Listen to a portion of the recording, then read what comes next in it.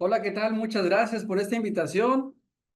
Me da mucho gusto estar frente a todos ustedes. Y bueno, para entrar de lleno a la temática justicia judicial pragmática e intelectual del pueblo y para el pueblo, podría entenderse que esta temática tiene tintes políticos, que vamos a hablar a favor de un partido, a favor de otro partido, a favor de la reforma, en contra de la reforma, pero no es nada, nada de ello, ¿eh? Podría tener un sesgo, pero no vamos a dedicarnos a desprestigiar la reforma o abonar a la reforma en el sentido de que qué bueno que aconteció esta situación. Sin embargo, en el contexto general de lo que vamos a abordar en este momento va a ser partiendo de mi experiencia como secretario de tribunal dentro del Poder Judicial de la Federación, precisamente derivado de la carrera judicial. ¿Qué podemos entender como justicia pragmática e intelectual? Pero sobre todo justicia judicial? Aquí me quiero detener un poquito porque el pueblo, el pueblo piensa que la justicia recae exclusivamente en el poder judicial.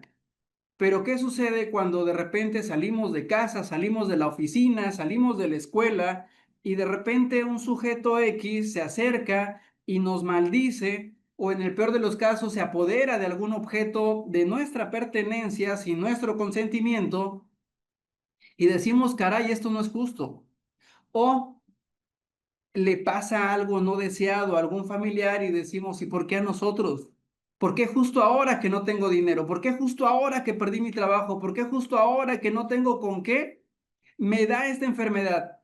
No es justo. Y entonces todo este tipo de injusticias se las vamos a atribuir al Poder Judicial. ¿Por qué decimos que no queremos jueces y magistrados corruptos? Pero ¿por qué no preguntamos qué función tienen los jueces y los magistrados? ¿Por qué no decimos, oye, ilústrame, tú que eres conocedor del derecho penal, dime por favor cómo podemos presentar una denuncia, una querella en el nuevo sistema que ya no es ni tan nuevo? ¿Cuáles son las partes? Por favor, dime si me puedes diferenciar entre un peritaje y un metaperitaje en materia de amparo. Oye, ¿son los mismos argumentos en amparo directo que en amparo indirecto? Le pregunté a algunos alumnos hace unos días en una conferencia que me permitieron dar en una universidad del sureste de México e hice estas interrogantes. ¿Quieren ustedes a jueces y magistrados corruptos? Por supuesto que todos dijeron casi en coro que no. Y a ellos les pregunté, oye, entonces dime por favor, ¿ante qué autoridad puedo presentar una demanda de amparo que no pertenezca al Poder Judicial? Y ninguno me supo responder.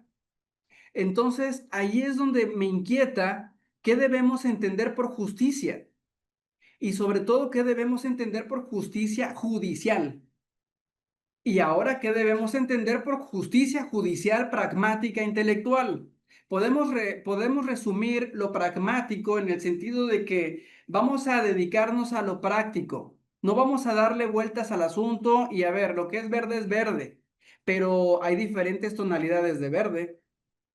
De allí la importancia de especializarnos. ¿Cómo nos vamos a especializar? También para ello se requiere de determinada argumentación. No vamos a argumentar en los mismos términos porque incluso el lenguaje es diferente en materia de amparo, en materia administrativa, en materia fiscal, en materia civil. Es más, al principio dije en materia de amparo, pero también podemos distinguir en materia de amparo y las diversas especialidades que distinguen nuestra carrera, que distinguen nuestra carrera. Estoy en una especialización en materia administrativa y penal. Dentro de la especialización administrativa se ve la materia agraria y la materia fiscal. Entonces, de repente, mi titular me llama y me dice, oye, Raúl, fíjate que estoy analizando el asunto que me pasaste y me da referencias generales sobre un asunto donde yo en ese momento estoy pensando de qué asunto me estará hablando porque yo estoy analizando ahorita la naturaleza jurídica de un inmueble cuya expropiación pareciera estar indebida. Expropiación. un inmueble y el quejoso es un núcleo agrario. Ah, caray, la expropiación tiene vínculo con la materia agraria y resulta que dentro de todas las constancias por ahí aparece una escritura pública. ¿Y qué tiene que ver la escritura pública con bienes comunales? Ah, pero se trata de una parcela. Entonces, todo este juego de palabras requiere precisamente de la especialización para poder llevar a cabo una argumentación pragmática, intelectual, proveniente de una interpretación jurídica precisa para evitar caer en algún error. Oye, Raúl, pero espérame, ya me revolviste. O nos vamos a especializar, o vas a hablar de argumentación jurídica, o me vas a hablar de cómo fue la reforma judicial. Pues para que vean, todos manejamos un lenguaje específico donde cuando escuchamos a intelectuales realmente de buen nivel, porque a veces, por ejemplo, puedo decir, soy doctor en derecho penal, sí, pero de repente tengo enfrente a un verdadero conocedor del derecho penal que ni siquiera tiene un doctorado ni una maestría, pero se ha empapado de la literatura y de la práctica jurídica cotidiana, donde realmente él podría ser autoridad académica frente a una persona que nada más detenta el grado académico sin tener los conocimientos vastos para permear una argumentación consolidada y lograr una resolución eficaz. Retomando el tema, los que sabemos derecho penal, evitemos involucrarnos en materia familiar. Evitemos involucrarnos en materia agraria, evitemos involucrarnos en materia fiscal. Creo que ya no estamos en tiempos donde podemos, bueno, pueden poner, porque yo trabajo en el Poder Judicial de la Federación, pero hablando de los litigantes, cuando de repente veo un letrero que dice, somos expertos en materia de amparo penal, fiscal, administrativa, investigaciones privadas, bla, bla, bla. Digo, caray, ha de ser un despacho jurídico con unas 100, 200 personas que laboran allí. Pero me entrevisto de repente con un abogado que es el titular y tiene dos auxiliares. Entonces, realmente estas personas son dignas de admiración porque al menos dentro de mi experiencia laboral, en muchas ocasiones, esas personas cuando argumentan, hacen una especie de mezcla, como un cóctel, y hablando ahorita de gastronomía, podemos tener un cóctel que a la vista se ve impresionantemente delicioso. Me preguntan en una ocasión, fíjese que ya no tenemos naranja, pero podemos cambiárselo por kiwis o por mango. Y yo estaba pensando en el jugo. No tienen naranja, ok, y cuando pido de beber digo, ¿y qué jugos tienes? Y me ofrecen el de naranja. Entonces ahí es donde me di cuenta que estaba hablando la señorita de la fruta que le iban a poner a la ensalada. ¿Qué tiene que ver la gastronomía con lo jurídico? Porque a veces en materia de amparo, en lugar de estructurar argumentos propios en defensa de los derechos humanos, establecen argumentos relacionados con temas de legalidad. Y cuando deben estructurar argumentos relacionados con inconstitucionalidad de leyes, mezclan temas relacionados con la suspensión. De ahí que necesitamos tener claras nuestras ideas para saber en qué momento estamos hablando, incluso en qué momento procesal. He tenido asuntos donde se está tramitando el amparo directo, llega con nosotros al tribunal colegiado en amparo en revisión y resulta que nos están parafraseando temas propios de una queja. Y ahí es cuando nosotros lamentablemente nos vemos obligados a decir que el argumento es inoperante. Inoperante porque no controviertes, inoperante porque estás insistiendo, incluso demeritando el trabajo del juzgador cuando dices, es que el juez nada más se limitó a copiar y pegar porque yo le dije, y allí viene el litigante y copia los argumentos plasmados en los conceptos de violación y en ningún momento nos hacen algún planteamiento relacionado con la desestimación de los argumentos propios del juez y caen en la repetición ahora ellos y no nos queda de otra más que declararles el planteamiento genérico como inoperante. Recuerdo en alguna ocasión que llegó al tribunal un escrito de un abogado de renombre que lamentablemente hace unos días, si no es que hace un par de meses, falleció.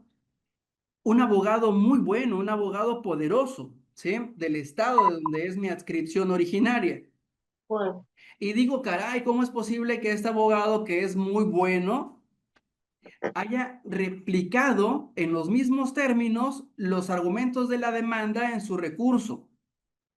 Inoperantes, ¿sí? Es más, en algunas ocasiones hemos tenido asuntos donde hay conflicto competencial y vienen con nosotros y no nos hacen algún planteamiento donde nos dé luz hacia qué órgano debemos inclinar la balanza, por supuesto, conforme a derecho. Y resulta que decidimos que ni siquiera es el A o el B de las autoridades contendientes, sino que es una autoridad C.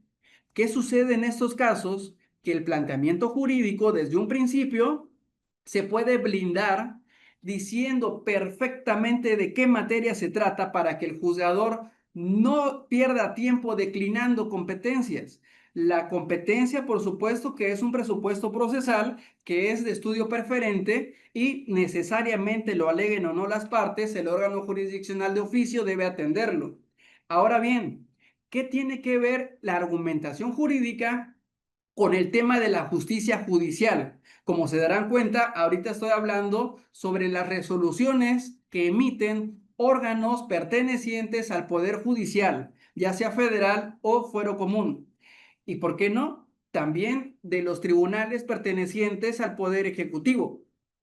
Es más, ¿por qué no hablar sobre los procedimientos administrativos que se instauran en el Congreso de la Unión? ¿Sí? ¿O por qué no hablar sobre los procedimientos en forma de juicio que se establecen al interior de las municipalidades? Como se darán cuenta, no es lo mismo argumentar en materia de amparo que en materia ordinaria, o incluso en materia ordinaria federal. Bueno, hacemos una pequeña pausa y ahorita quiero comentarles el porqué del pueblo y para el pueblo. ¿Cuántas veces hemos escuchado discursos políticos donde dicen, y ahora vamos a establecer políticas donde el pueblo sea el que mande? Pero el pueblo, justicia del pueblo y para el pueblo, claro, mi expresión no es peyorativa, sino que realmente es invita a la inquietud de saber cuál es la justicia del pueblo y para el pueblo, quién es el pueblo realmente. Y esto lo dominan precisamente quienes conocen los derechos indígenas. Basta una leída al artículo segundo constitucional que si tienen a la mano su constitución, y digo a la mano, recuerdo ahora a Ignacio Burgoa Orihuela, que también tuve el privilegio de conocerlo, incluso de llevarlo del aeropuerto a la universidad donde yo estudié, en Acapulco Guerrero, y ya tenía la costumbre, a él se le consideró, incluso algunos abogados en la actualidad lo siguen considerando como uno de los padres del juicio de amparo, que por cierto, hasta estas alturas todavía seguimos hablando si es juicio o recurso, y en algunos círculos sociales se desgarran por decir, es que es un recurso, no es que es la tercera instancia, no es que realmente es un juicio. Pues bueno. Independientemente de lo que ustedes estimen pertinente, que para mí es un medio extraordinario de defensa, medio extraordinario de defensa de los derechos humanos, ¿sí? Vamos a leer el artículo. Pero ¿qué tiene que ver esto con Ignacio Burgoa? Bueno, él cada vez que refería algún artículo de la ley de amparo, aún sabiéndosela de memoria, él sacaba su ley de amparo, abría y buscaba el artículo correspondiente. En esta ocasión, si tienen a la mano la Constitución Política de los Estados Unidos Mexicanos, vamos a darle una pequeña ojeada cuando dice el artículo segundo: la nación mexicana es única e indivisible, basada en la grandeza de sus pueblos, habla en plural, de sus pueblos y culturas. Entonces, cuando escucho de algún político que dice, el pueblo manda, el pueblo tiene la voz, ¿ok? Pero ¿a qué pueblo te refieres si la propia Constitución está hablando de una pluralidad de pueblos? ¿Por qué es tan importante? Porque alguien podría decir, no, Raúl, espérate, no exageres, estamos hablando del pueblo como ciudadanos mexicanos, ¿ok? Ahorita van a ver por qué es tan relevante. La nación tiene una composición pluricultural, pluricultural. Quiero hacer una pequeña pausa. ¿En cuántas ocasiones estamos platicando con alguien y le decimos, a ver, ¿cómo te lo explico? Híjoles, es que aquí tenía aquí la idea, pero ya se me perdí la noción y no sé cómo decírtelo. O cuando estamos con nuestra pareja, que es muy común que el hombre le pregunta a la mujer y la mujer le dice lo que tú digas. Decide el hombre y, caray, pobre de él, ¿sí? Porque seguro es una controversia que, bueno, si tenemos el carácter y somos flexibles en nuestras tomas de decisiones, terminaremos diciéndole, no te preocupes, lo que tú indiques, eso lo hacemos, pero ¿qué acaso tú no tienes carácter? ¿Por qué les comento esto? Porque si en una comunicación entre nosotros, que estudiamos, algún día pasamos por la escuela, y tenemos nociones de cómo entender lo básico, nos conflictuamos. Ahora, si hablamos del pueblo en términos generales, creo que cometemos el error en calificarnos como pueblo cuando realmente somos pueblos. Y si somos una pluralidad de pueblos, hay que conocer también nuestras raíces y nuestras costumbres para que, desde el punto de vista abogados litigantes, al entender de lo que se duele su cliente, defiendan como debe ser la causa de pedir y el juzgador debe analizar perfectamente basándose en características propias tanto del conflicto como de las personas que están involucradas en el mismo. La nación tiene una composición pluricultural y multiétnica. Así es que cuando vemos a un juzgador que se ostenta como indígena, caray, ¿a qué tipo de etnia estás representando a todos, entonces muéstrame precisamente características propias de la gente a la que tú quieres involucrar en un ambiente de mayor protección. Claro, esto podría entenderse como una crítica negativa destructiva, pero mi comentario es propositivo. Cuando una persona dice yo vengo a representar y voy a modificar y voy a tratar de hacer llegar la justicia a los lugares más recónditos del país, no es porque esté hablando de más, sino al contrario, se está asumiendo una responsabilidad protectora y una encomienda bastante significativa donde todos los ciudadanos tenemos la responsabilidad de abonar para reforzar nuestro sistema jurídico.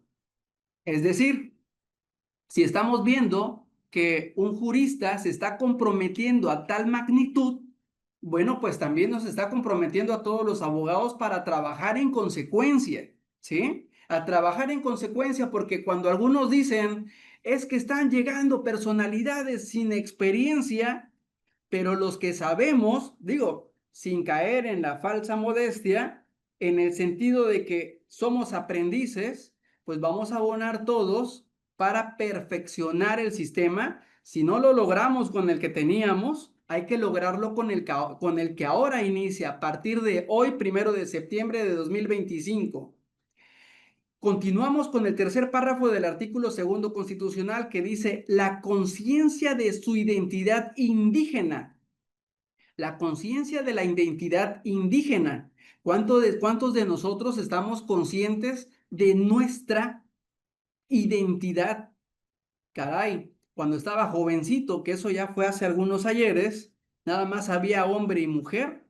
Ahorita realmente hay sujetos de derecho que no sabemos cuál es su identidad, pero es muy respetable y debemos incluirlos, ¿sí? A veces no sé decir si es niño, niña, joven, adulto, es complicadísimo. Estamos viviendo un presente muy interesante, ¿sí? Muy interesante. Son comunidades integrantes de los pueblos, de un pueblo, son comunidades integrantes de un pueblo indígena, aquellas que forman una unidad social, económica y cultural. asentadas en un territorio y que reconocen autoridades propias de acuerdo a sus sistemas normativos. Sistemas normativos. Entonces, esta responsabilidad que asume nuestro nuevo presidente de la Suprema Corte es tan interesante que no debe perder de vista, no solamente él, sino todos nosotros, el rumbo que le vamos a poner al país, porque debemos especializarnos también en usos y costumbres, no nada más indígenas, sino de las sociedades que se encuentran dentro de nuestra república.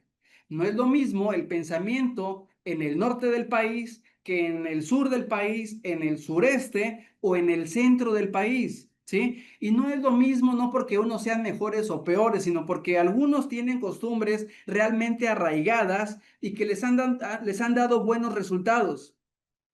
De tal forma que lo que se argumente en materia de amparo, en materia penal, tiene que estar ceñida precisamente de los usos y costumbres tanto indígenas como propios de las costumbres en las regiones.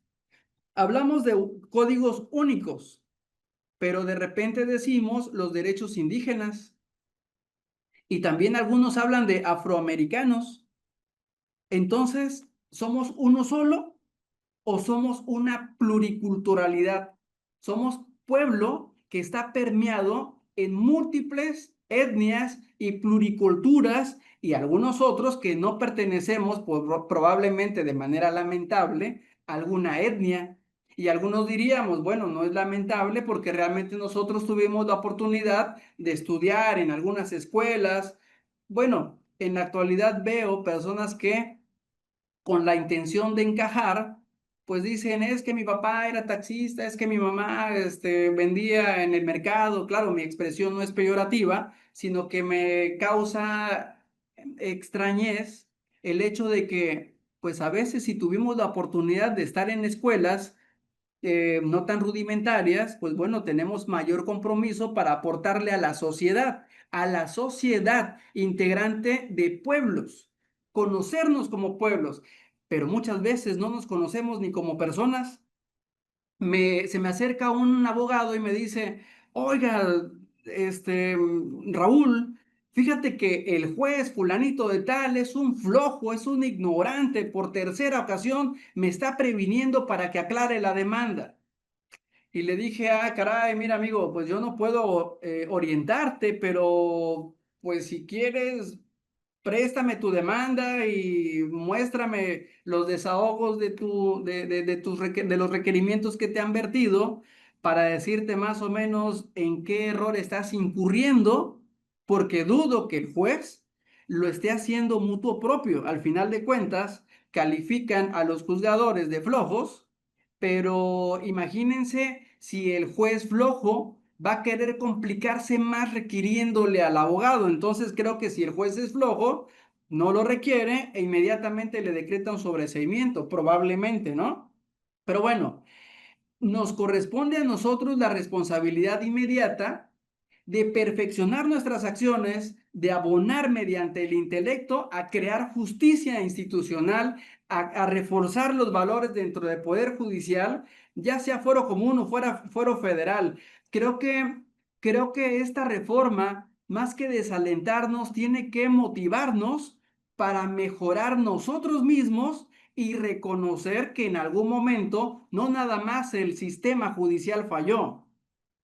Antes de la reforma, no sé si recuerdan ustedes que había muchos comentarios, incluso siguen habiendo, en el sentido de que no, es que los funcionarios del Poder Judicial ganan muy bien, sin embargo, uno tiene que desvelarse y a veces el cliente ni nos paga. Sí, está bien, tienen razón, pero digo, creo que la justicia iba avanzando, ¿no? Iba avanzando y si había algunas áreas de oportunidad, yo pregunto, ¿y dónde están esas quejas? ¿Dónde están esos procedimientos de responsabilidad?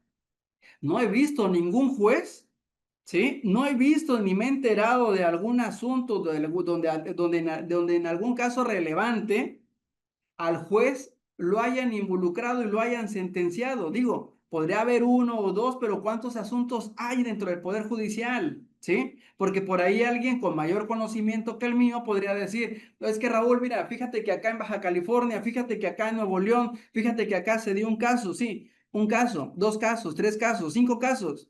Pónganle 20 casos en cada estado, 20. Pero no nada más son 20 asuntos los que se resuelven en cada órgano jurisdiccional, ¿sí? Como dicen por ahí, en todo arroz siempre hay un negrito, ¿sí? Así es que no es que esté diciendo que debemos aceptar, no, al contrario. Si son pocos casos, con mayor razón, abogados, ¿qué les pasa? Por qué no se hicieron escuchar para mejorar lo que ya teníamos? ¿Sí? Pero bueno, hay que tener fe en que lo que viene va a ser mejor que lo que teníamos, pero va a ser mejor siempre y cuando ustedes así lo permeen, así lo delineen, ¿sí? Se reconoce a los pueblos y comunidades indígenas como sujetos de derecho público y con personalidad jurídica y patrimonio propio. No es que la Suprema Corte ahora vaya a ser una corte pequeña para los indígenas, no, por eso les comento, creo que es una responsabilidad muy grande que se está asumiendo en la Corte, ¿sí? Sin pensar en las formalidades de la toga y todo lo demás, creo que ahora van a abarcar más temas con menor número de personas. Creo que eso sí es algo plausible y admirable dependiendo de los resultados que lleguen a acontecer. Vienen dos incisos en la. Esta constitución reconoce y garantiza el derecho de los pueblos y las comunidades indígenas a la libre determinación. Allí es donde digo, es realmente admirable cómo es posible que nuestro ministro, digo, como área de oportunidad, esté asumiendo la responsabilidad directa de representar un sector de la sociedad que requiere protección, por supuesto, pero como institución no es que lo vaya a proteger y tratar de luchar por sus causas, sino que los abogados que hagan valer esas causas deben de estar muy, muy, muy bien preparados precisamente para hacer valer ese razonamiento pragmático intelectual y provocar la resolución que se requiere para hacer llegar esa justicia necesitada a nuestros indígenas. También la Constitución reconoce y garantiza la decisión conforme a sus sistemas normativos y de acuerdo a la Constitución, sus formas internas de gobierno, de convivencia y de organización social, económica, política y cultural. Vuelvo al tema, justicia del pueblo y para el pueblo. ¿El pueblo requiere una justicia mayor? Bueno, depende de todos nosotros prepararnos para que, repito, mediante el argumento pragmático intelectual, consolidemos esa justicia que tanto necesita nuestro país.